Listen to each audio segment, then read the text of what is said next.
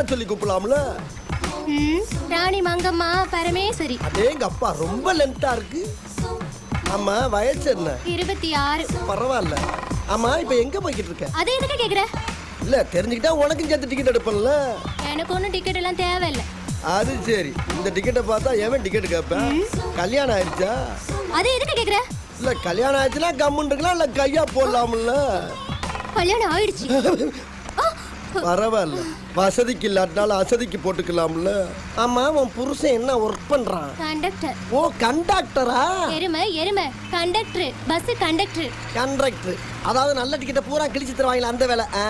இப்போ எந்த ரூட்ல ஓடிக்கிட்டு இருக்கான்? இதே ரூட் தான்டா. என்ன பேசிக்கிட்டு இருக்கும் போதே திடீர்னு ஆம்பளை குரல்ல பதில் சொல்ற?